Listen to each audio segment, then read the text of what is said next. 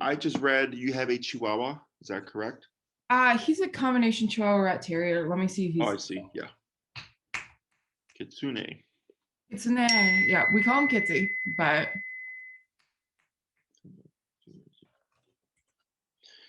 When do you see the shutdown and panic? Like, is it just when you like, let's say you yell at the TV or something, or is it just like even outside? uh, even outside, if I say "damn it" or something, just like even just that, Mm. he will if he is stressed, and it's not always like sometimes I can be loud and yell, and he's totally fine. He's like, "Why are you so weird?" Sure. But like there are times where he just shuts down. Hmm. Um, and now it's getting to the point where it is literally dangerous because the other day, so I was getting him dressed, and this wasn't even a situation where I yelled or snapped or anything. I was putting on his shoes because he has little boots for going outside, Hmm. and I must have like hit his toenail or something, Okay. right? I wasn't, there are sometimes where I'm in a rush and I kind of jam his foot in, and that's on me. But this wasn't even one of those times. Okay. And he must have caught his toenail or something, and he went, "Woo!" And I heard it and was like, "Oh, buddy, are you not feeling okay?" And he started to pee. I was like, "Okay, okay, you're upset. That's okay. That's okay." Uh, And I'm trying to like keep my voice up and be very gentle because I know he's that yelling stresses him out. mhm. And so he pees, and I don't want to move him while he's peeing because I don't want to just drag him off because I feel like then he'd think like, "Oh no, I'm gonna something's gonna happen," right? And then would just make it worse. So I just let it happen, and I was like, "Okay, you were covered in pee now, but so we gotta wash you off. So I gotta take you to the bathroom." And so I'm like telling him like I'm gonna take him to the bathroom. And so I try to get him to walk on his own. He won't. He's frozen. So I'm Mhm. like, "Okay, I'm gonna pick you up now, buddy," and like pick him up, bring him in, like very gentle in the bath, like it's okay, it's okay, I love you, it's okay. And just trying to be very like soothing about it, but he is like reeking of pee. Mhm. And then so I like wrap him up in his towel and I'm like trying to clean up. We do still have to go outside because he has to go outside. Mhm. Right. And he gets up in my chair and I'm like, "Okay, handsome, time to go outside." And he jumps from the chair and like I did take a step toward him, but it wasn't, I didn't stomp, I didn't run, I didn't like, it was just like a step. He takes off from the chair and he jams himself behind the radiator, the Mhm. turned on radiator. Mhm. And it literally left a burn on him. And at that point, I ran over and grabbed him, like, "What the fuck are you doing?" And like, then I'm like, "Okay, this is just, he's now pooped inside." And I'm like, "Okay, I need to put him." So I put him in his crate because at this point I'm angry because I'm like, I'm just frustrated. Like, I'm a monster. I'm a monster. My dog is scared of me. I'm a monster. Sure. And just having that guilt kind of repeat and feeling awful and then actually getting angry, the thing I was trying to avoid doing. Um, yeah. Okay. Yeah. So the poop happened when you pulled them from behind the radiator, and then the negative energy came out. Yeah. Okay. How long has he been like this?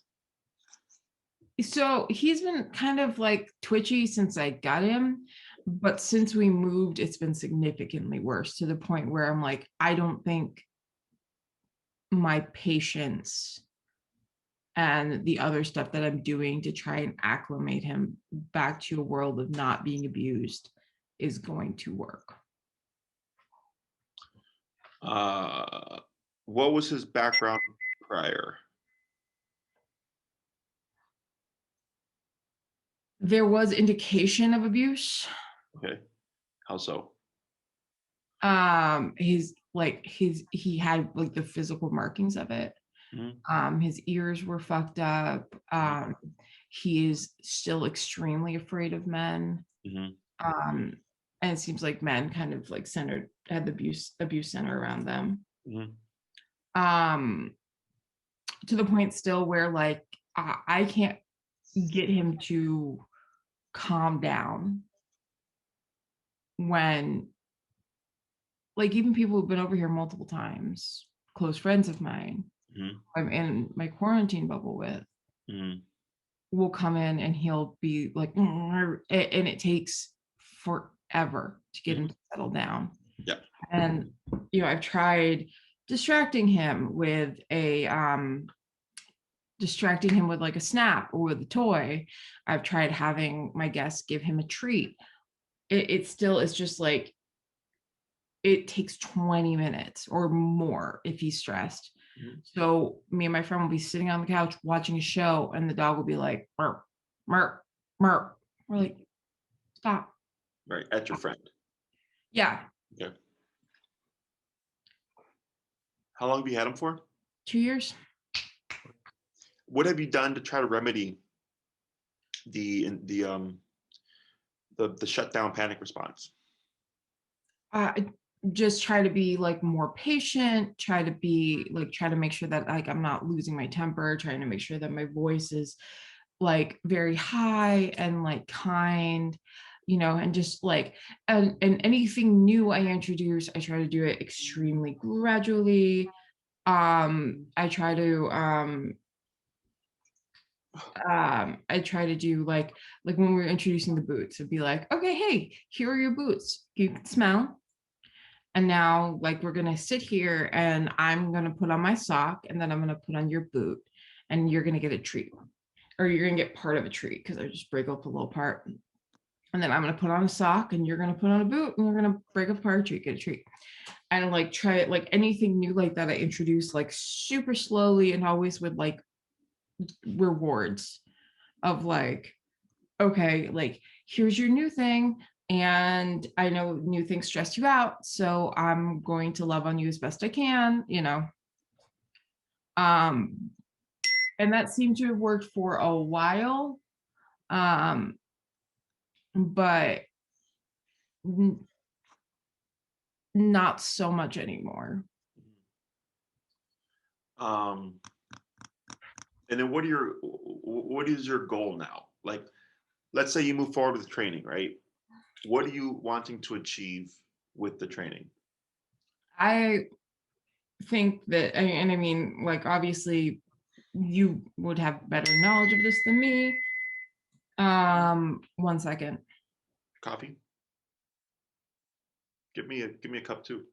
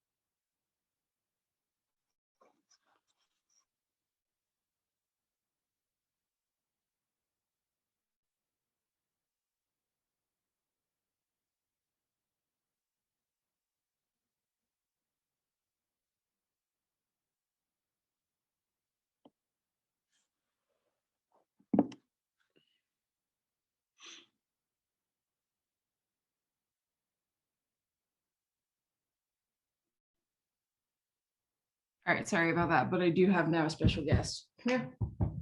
Hey, handsome. Oh, okay. You're a baby. Are you a baby? Yes. Good boy. How old is he? 5, we think. I'm gonna scoop you. I'm gonna scoop. Oh, you good scoop dog. Okay. And like, he is a very good dog, and he is like, I mean, look at that. Mm-hmm. Look at that. He's a good boy. It's just that the stress can't be good for him, and it's definitely not good for me either. Mm-hmm. Do you stress mama out? Yes. Does he got like an underbite there? He does. Look at that. So I think you're going to tell me like what you're trying to achieve. Yep. I'm going to achieve getting the coffee from the door, but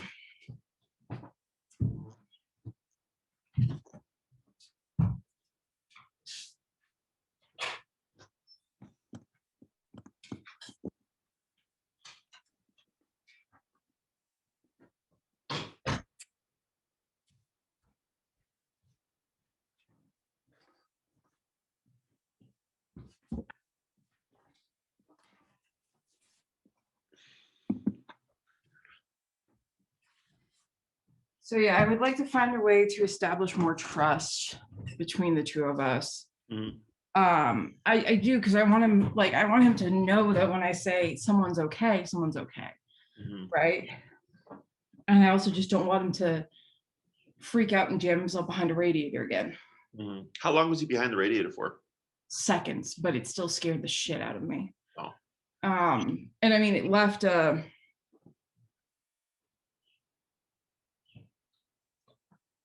burn, Mm. and now he has like a little bit of scar tissue right here, and Sure.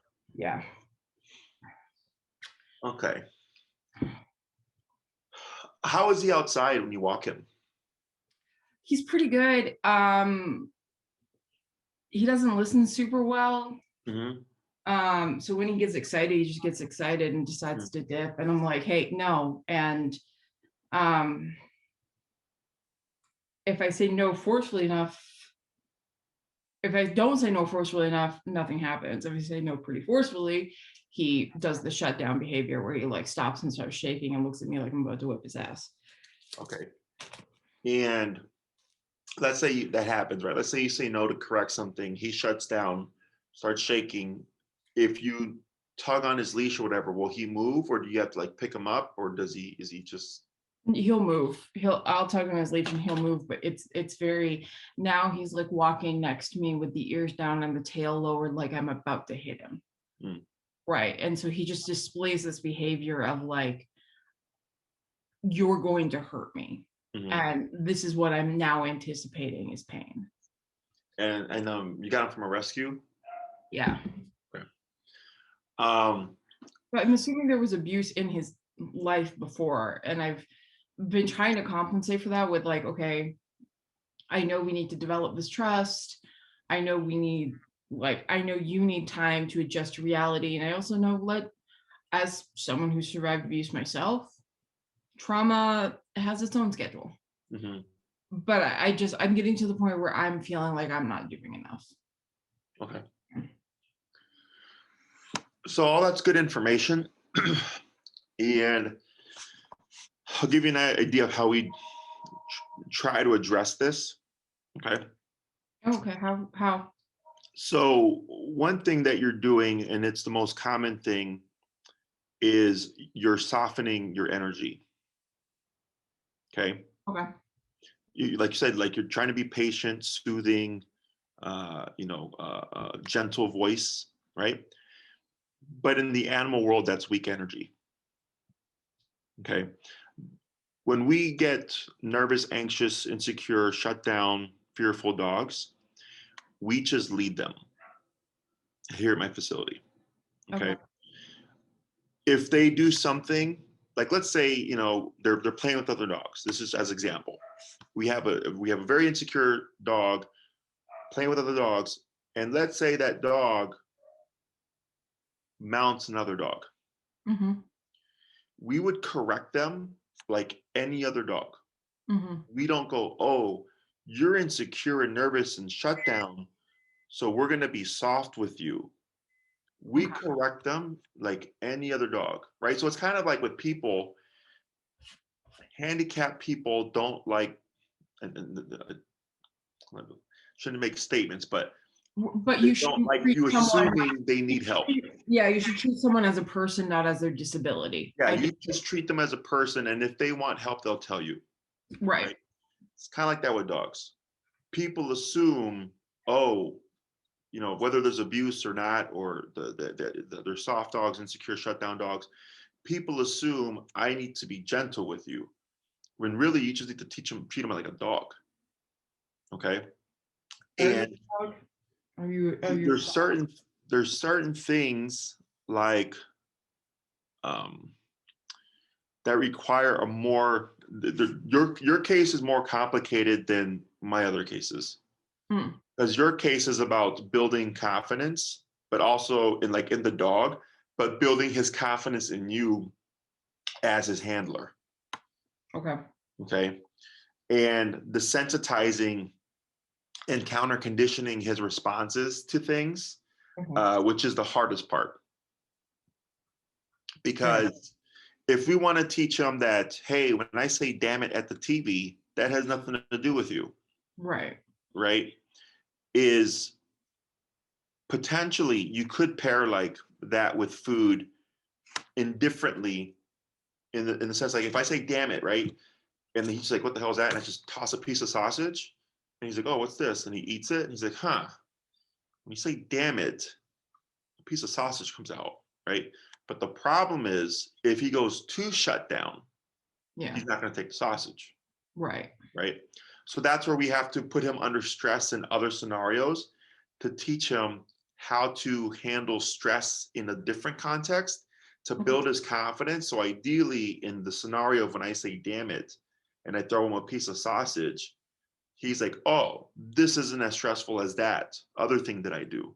Right. And it opens him up to accepting the sausage. So your case is complicated in that sense. Mm-hmm. Okay. So I'm assuming you did research on us before you scheduled this consultation. Yeah, yeah. And it seemed like you guys worked with behavioral things. I didn't know if this was a thing you guys could work with, or if, I mean, I do also recognize that the abuse might have been so bad that he just doesn't get over it. And this is a thing I deal with for my life with the dog.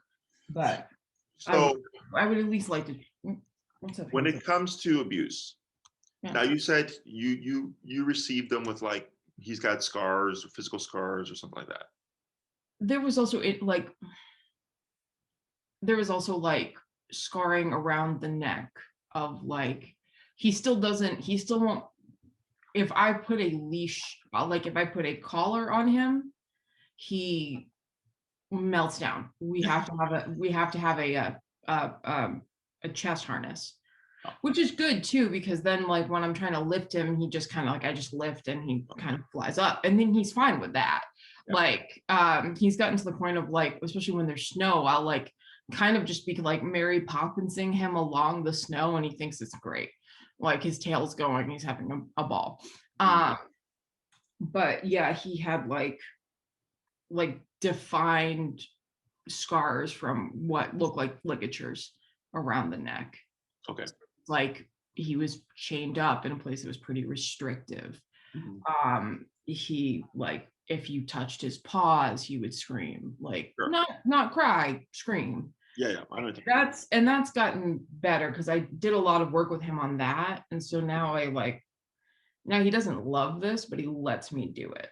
Mm-hmm. Okay. So and I clip your nails too. It's the worst ever. Yeah. With getting him over pressure, because that's what we would call that would, I mean, you can consider it like emotional pressure, if you will. Right. Pressure is some kind of discomfort, whether it be physical pressure. Growing up there was peer pressure. There's spatial pressure, which is like if someone's like right in your face and their face is in your face, it makes you feel uncomfortable, right? Yeah. There's different forms of pressure.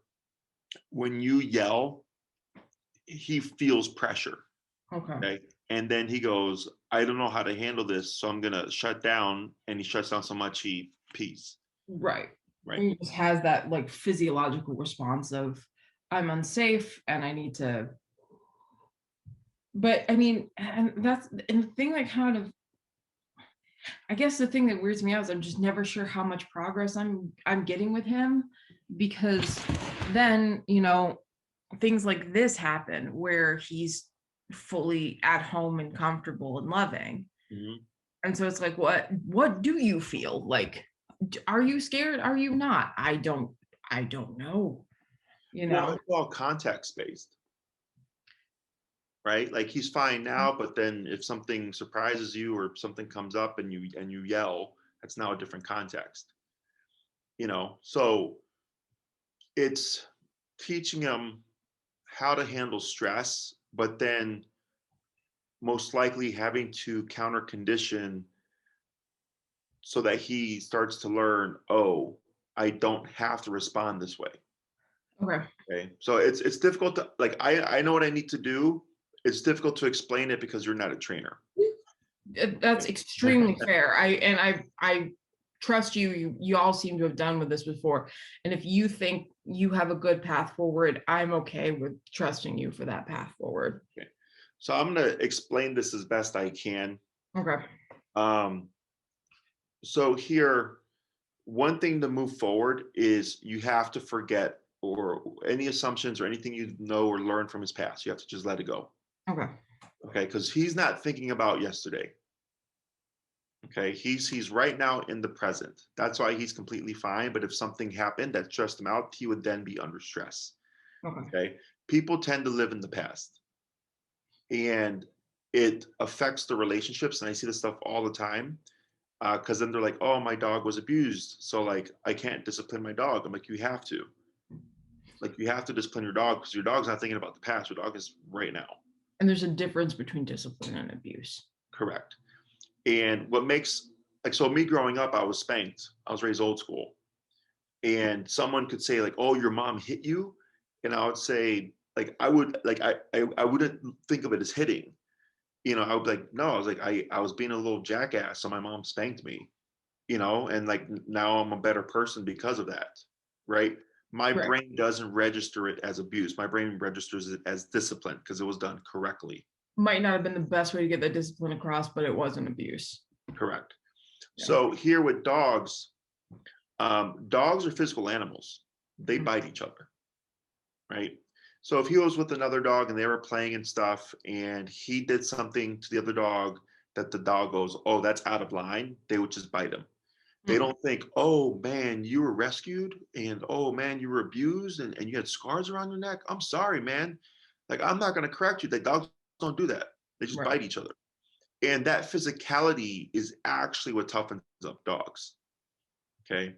And when people get nervous, fearful, insecure, whatever, or abuse case dogs, they avoid physicality because they're afraid of making it worse, right? Which is Right. a fair argument. But so if done incorrectly, yes, you can create problems. But the dog still needs physicality. Okay, so I will say one thing, and this is because I just don't know how this is done. Like, Mhm. he tried to pull himself out of the harness. Well, this is when I was living in Oregon. He tried to pull himself out of the harness to like run into the street. And Mhm. so I grabbed him and I smacked his butt, and I was like, "Don't do that." And I smacked his butt. This is fully from being a godparent and having an unruly 4-year-old godchild who would do the same thing. And I would grab him and smack his ass. Um, and he just looked at me and went, "Whew," like, Mhm. and I was like, I know for a fact that didn't hurt, but it didn't really seem to get across the same thing it does to the 4-year-old. So how do No. you be physical with a dog in a dog's way? So remember, he's in the moment. Right. Is when you if you did that to a child, the child would go back seconds and minutes and go, "Oh, I'm being spanked because I ran towards the street." Right. He just thinks you picked him up and you spanked him. So he doesn't relate it to anything. He was in the street.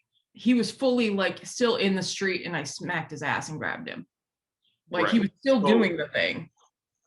So yeah, that, like, I was trying to relate the two of them, but it just doesn't. no, because Okay. he doesn't have that capacity. Because he doesn't know that running into the street is bad.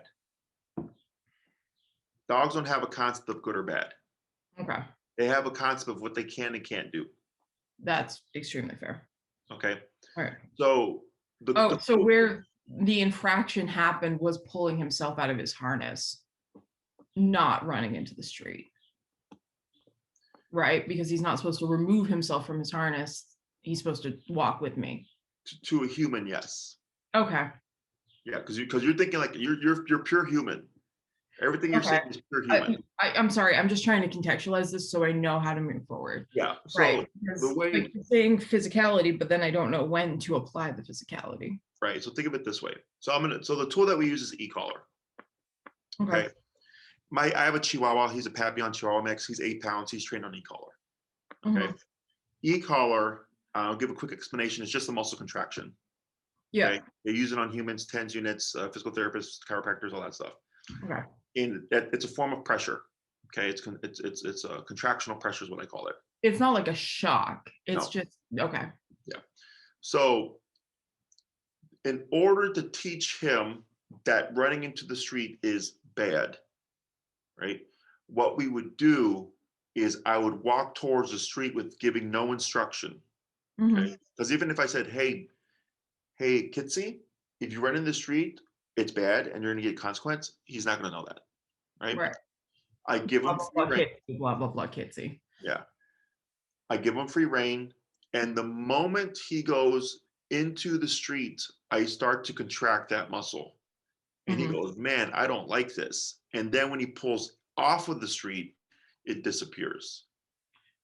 And he's not associating you with the abuse. He's associating he's not associating you with the bad feeling. He's associating, oh, I went here and it didn't feel good. I'm going to go away. Yes. So I would say when you grabbed him in the street and you pow, pow, pow, pow, pow, pow, pow, until he got off of the street, that's different because you kept discipline on until he removed himself from the street. Instead of just the once and he's thinking mom's just mad. Yes. Okay. So, but we can do this pressure even when he's in an emotional state. We can disagree with emotional states. Okay. But if we do physicality in the sense of spank, okay, it's not the physicality, it's the confrontation that makes it too much for him. Yeah. Because he's already shut down, right? He's already shut down. He's like, man, you yelled, right?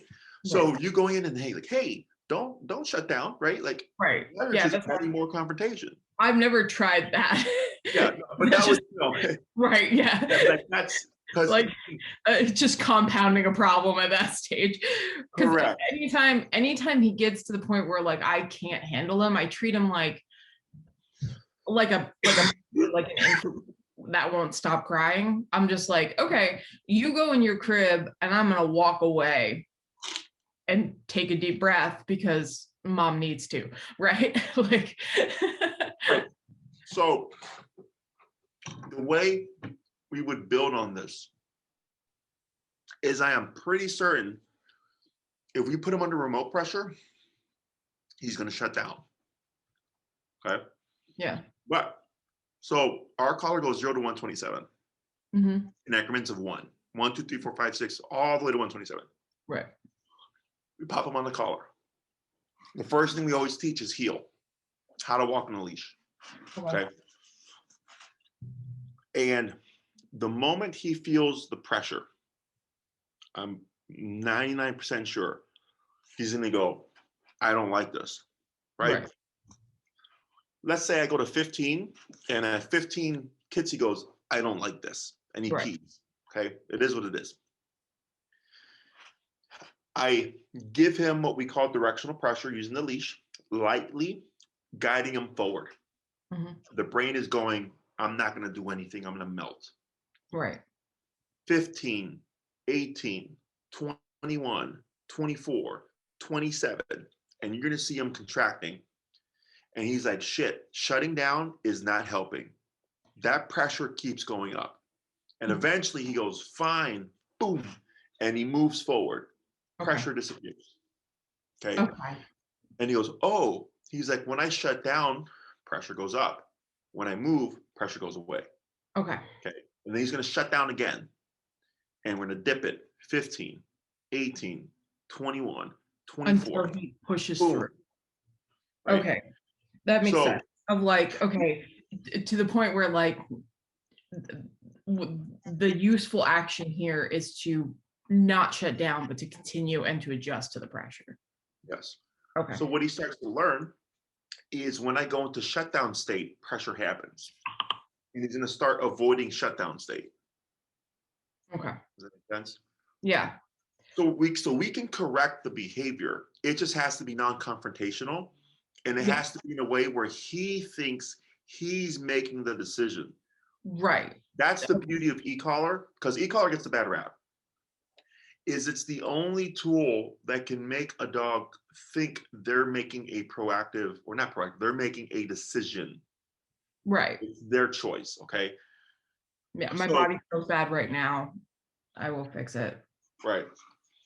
So once we start getting him to give in the pressure, the physicality is something that's concrete, right? He feels it. Mhm. You yelling and him shutting down is not concrete. Mhm. There is no physicality involved with that, right? So what happens is he's learning to deal with this bigger stress and learning to work through it and not shut down. Is it builds the confidence in handling this other stress that's not even near what the color could be. Does that make Right. sense? Yeah. So that's why I said we have to make him first learn how to handle stress and move through it. Mhm. And then from there, we turn around and try to work with the other thing. Okay. And because right now, if you yelled and try to toss a piece of sausage, if he's too under stress, he's not going to take it. Right. Right. So what we put more stress over here, he learns how to handle it. This ends up being less of a stress that if I try to counter condition it, more likely to accept the food because he's had something even worse in his mind. Right. Right. So we're not using it to punish him. I'm using it to motivate him to keep moving forward. Right. So uh like 10 years ago, I worked with a personal trainer at the Mhm. gym. You know, I'm like doing my reps, whatever, and I'm like, I'm done. I'm like, he's like, four more. I'm like, no, I'm done. I can't do it. He's like, four more, right? And he keep making me do it. He's like, four more.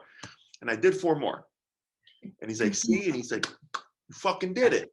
And I was like, man, and like I felt good because I did what I thought I couldn't do. Because your brain was quitting and he still saw that your body could keep going. Yes. And so you as the dog trainer, you're seeing that he's not in any actual danger, but his brain is causing him to shut down. Right. And his brain is causing him to shut down for very simple reasons, right?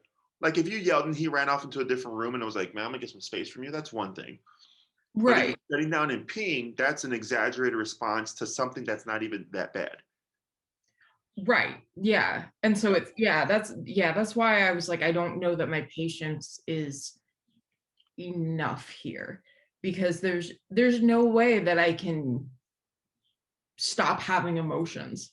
There's Mhm. no way that I can like guarantee that he will live in a bubble of like it's always peaceful and nice here, right? Right, because people yell. We live in a city. There are loud noises, like right. And so if he's having this reaction to me, I don't, and it goes unaddressed, I think it might just kind of bubble and get worse because he doesn't. He has. Oh, the other thing is he freaks the fuck out about going to the bathroom inside. And I have like a pee pad and stuff for him because I was like, if it gets too bad out in terms of weather, like I had been like kind of introducing this thing as like an alternative, right? Where I started bringing it outside with us. There's like a grass patch on it, so it looks and smells very much like his stuff, and he gets a treat whenever he goes on it because he's very treat motivated. Um, but I found out that I think he freaks the fuck out if he goes to the bathroom inside. Mhm. He just, even if it's on a pad and I'm trying to treat it like a good thing, he will like, especially if he poops or if he's like sick, which, he sometimes is sick and gets diarrhea. No big Sure. deal. And I clean it up, but he's like shoved himself under my office chair and won't get Uh, up. And it's just, what? I'm saying sure because just I'm trying to take everything into like filing it away into his like little cabinet in my head, Right. everything that's Kitsy related, and that Yeah. could potentially be from like maybe in the past if there was abuse or whatever, that if he potted in the house they were disciplining him, and then he's like, holy shit. Yeah. Does that make Yeah. sense? Yeah. So it's like it's the anticipation Yeah. of something happening to him that I'm really trying to like get him over. Like, Sure. you're safe here. Nothing's gonna happen to you. So when mom like snaps and says stop barking, you stop barking, right? Mhm. Like you can trust that I know what's going on. Right. And that's where I want to get him.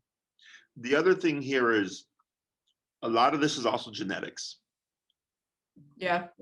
So I've worked with dogs in the past that were abused. Like there was one that had like a stab wound, There was one that had bullet holes or gunshot wounds, and they were the sweetest dogs, no issues. Okay, and the owner was always surprised, or the owners were surprised. They're like, how is this dog was stabbed and this dog was shot and stuff, and they're like, they love people and all that. Well, yeah, I mean, because they're not in that environment anymore. Right. And so they So know. yeah, so because there were stable dogs, when put into a stable environment, they went back to who they were, which is stability, right? They didn't how do you say, like go 180, or like, I'm gonna hate everybody and everything, right? They're just like, oh great, I'm in a good home now and I'm gonna be who I am, which is a stable dog. So in your case, this guy is a very kind of shut down, insecure, nervous type. Yep. So the hardest stuff would be, like, if he were to poop in the house or something, like getting him over that's super difficult. Like, Yeah, and I mean, maybe it's a thing where it's like, okay, now he's hiding for a bit, and I just sit and wait for him to come back out. He crawls back out, he gets on my lap, we're happy again, right? And that's fine. I'm not asking to like have him be an always happy, always well-adjusted dog. We all have our moments, and I can accept that there are times where he's gonna want to hide under the bed, and that is perfectly acceptable. I just need him to be able to function. right. Right. And that's because I also get scared of like a thing of like, if there's a fire, right? Is he gonna be like, oh no, something bad's happening. I need to shut down and not move now, and mom can't get to me, right? Or is he gonna be like, mom, I'm scared, get me out? Sure. Right. Yeah, And I get what you're saying.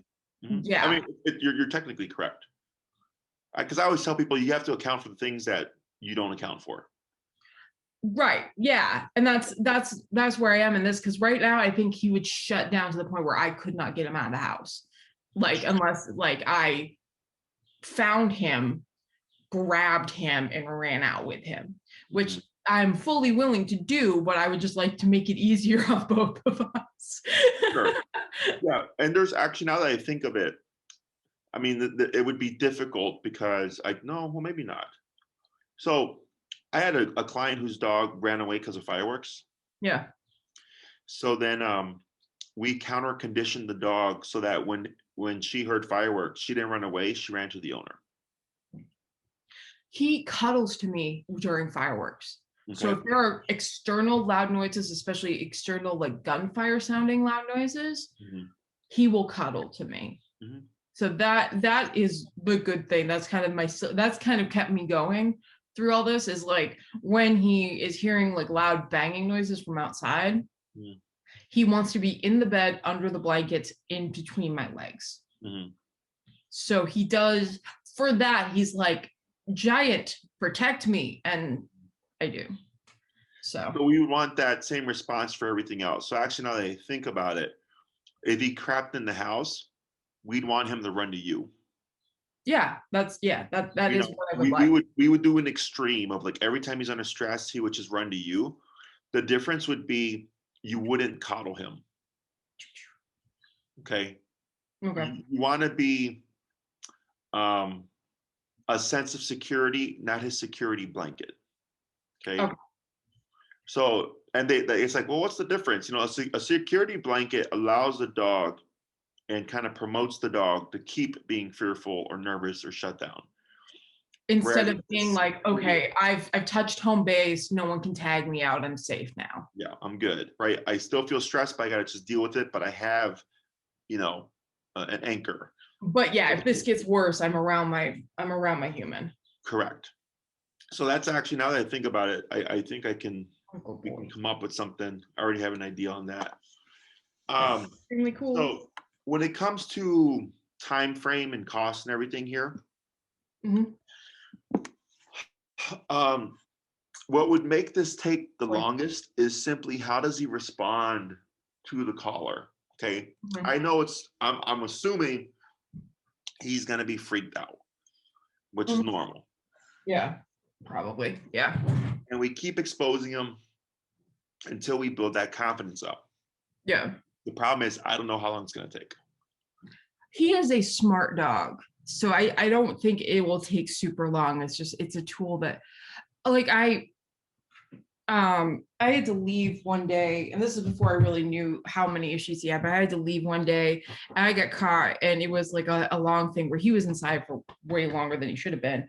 And I was like, okay, I feel like my house is going to be a mess. This is all my fault.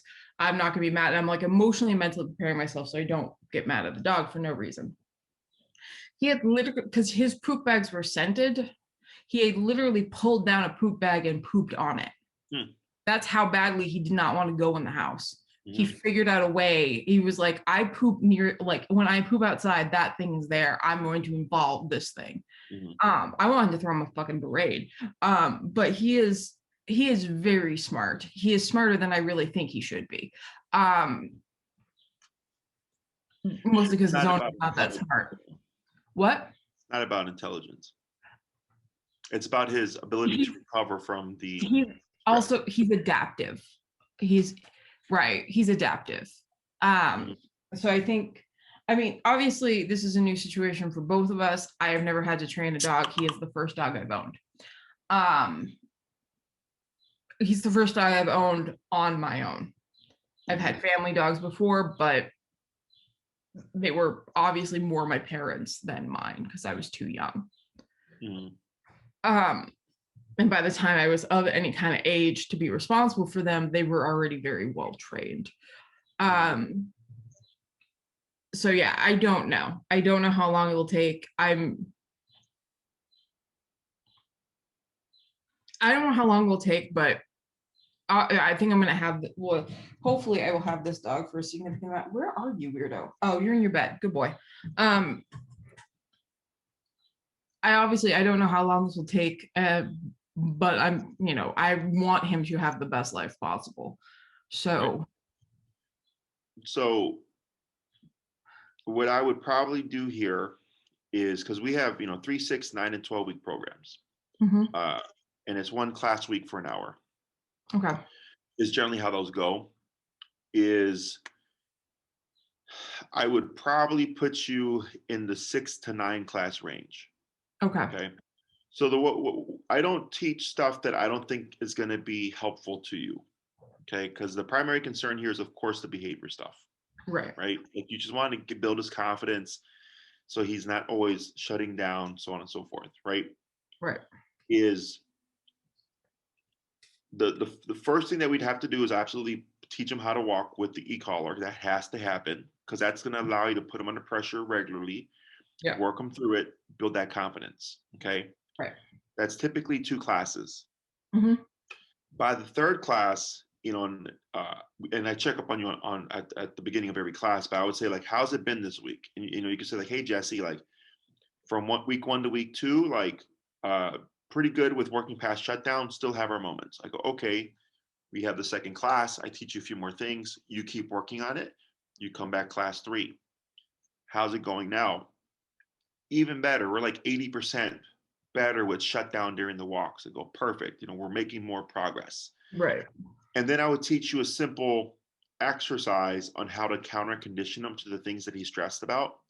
The problem is, it's just going to take time before we see him go like, okay, I know how to handle this. I don't have to be so freaked out. I'm going to accept this piece of sausage or whatever. Okay. And then it's time and repetition of doing that stuff yeah, inside the home. Okay. The next thing I would work on is, since you have what I mean, outside in a stressful situation, potentially a flighty dog, meaning he'd run away. oh, he 100% would. He would Yeah. peace. Is Yeah. we teach the recall, which is the come when called. Okay. Just in case he ever got off leash or something like that. And it's just If he's not under a super amount of pressure, he does all right with this. mhm, Like it's not a come, but it's a stop. So he hears that and he kind of goes at attention, mhm. right? Where like he's doing something else and he'll stop and look at me and then probably start doing it again. Nope. Right, right. Well, one, we don't, if we call him, there is no other option but to return. It's extremely fair. I'm really terrible with this stuff. The other thing is, remember, trying to account for what we don't account for, Right. right? In case of an emergency situation, can I still make my dog return, Mhm. right? So like, if he somehow got off the leash and was running towards the street, Could we you have stop? a means of making him return. Oh, okay. Well, this is him under pressure. Okay. Because and he did just come to me. He heard the snapping, and when he got on my lap is now wet. So he did pee a little bit. Oh, so he jumped up and then peed? No, I think it like dribbled a little bit onto his haunches Gotcha. because it came onto his leg. Mhm. Hey buddy, how you doing? Have you ever, and just from curiosity, have you ever had him checked by a veterinarian to see that there's no kind of like, Yes, that was my first stop of like, does this dog have some kind of cancer that is making him go pee? Does he have like some kind of tumor that is like putting pressure on his brain or on his spine or something that's causing? No, he's perfectly healthy, even though he does this weird thing where he pulls slightly when he runs, but I think it's just because he has this weird noodly body. Okay, yeah, weird noodly body. Yeah, you're a weird dog noodle. A good dog noodle. Yeah, but yeah, I can feel him shake. I don't know if you can see it, but I can feel him shaking right no, now. I see the tail tuck, but I mean, his face, he doesn't look very stressed. Yeah, okay. I don't know what stress looks like because this is mostly what this dog looks like. He doesn't Yeah. really, aside from the ears kind of being like, when, obviously when he's there, they go like this. Hmm. But he's not doing well, but yeah, but I think the snapping might have sent him into like, fuck, I'm doing something. I gotta go. Like, let me go be adorable because she likes it when I'm cute. Um, yeah. Do you, is is he scared of like any, like, let's say, hair dryers, vacuums, or anything like that? Oh, he hates the vacuum. Okay. Absolutely, just pieces out from the vacuum. Okay. We would want to use that to our advantage. I've tried that, and it would be helpful with the e-collar too, of like, oh, running away makes this pressure come. Exactly. Because I've tried to do like the treats with like, hey, come here, and like have the vacuum on and be doing the thing and have the treat up, and he'll. You do know we're talking about you, don't you? Good boy. Yeah. Yeah. Uh, is anything that puts the dog under stress we have to use to our advantage, For right? sure. So once we probably hit class 4 or 5, I would space out your classes like to like every 2 to 3 weeks, Mm-hmm. because that's why I meant about time. Because if you did them all in succession, you could finish the 6 or the 9, and then it's just you're completely on your own. Whereas if we space out the last batch of classes, it allows enough time to practice, go through life, live life, do all the counter conditioning, do all the training and stuff, come back and say like, hey, Jesse, we've made another like 10% in improvement, right? Right. And And we just just kind of keep building on it. Yeah. That's why I was saying like, I don't know how long it's going to take. So what I do is I just push the classes further apart, to give you that time to do that stuff. Okay. Okay. So yeah, you're in the 6 to 9 week or class range. Mm-hmm. I can't give you a firm answer on which one, just because I don't know how he's going to accept everything. I don't know how he's going to recover, all that stuff. The collar that he would need runs about 237-ish with tax. Okay. It's a half-mile range, fully waterproof system. They last for years. It's a rechargeable lithium battery. I've had mine for 8 years, no issues. Most common issue is that the battery does die out because it's a rechargeable battery. Right. I just go on, the website, you can purchase a new one, $15-20 or whatever, replace it, and you're good to go. Cool. Um, and the good news there is for the next dog, I already have it and I already know how to. you already know how to do stuff. Yeah. It's like, Yeah, so so when I train people's dogs, if they're really good and they like retain it and they understand it, because it's very simple concepts. Yeah. As I tell them, like, you can literally train your next dog as long as your dog is not more difficult like, like Then the first one. barking at dogs, whatever, you're more than likely can train other dogs. Um, Let me think here. Any questions for me? No, no, this all seems like all the stuff I don't want to do, but kind of in the back of my mind knew was necessary. Yeah. I mean, it's the stuff that people tend to avoid, you know. But But once you see it in action, it makes a lot of sense. It is emotionally difficult for a lot of people. So that just prepare for that journey. Um, uh, Training the dog is easy because dogs don't like hold grudges or anything like that. They're not in the past or anything like that. It's really just getting the human over all this stuff. yeah, yeah, and that's I'm trying to get into my medical brain of like just detach and eventually like the stress I will intentionally cause Hmm. will take away all of the stress that I will unintentionally cause, Correct.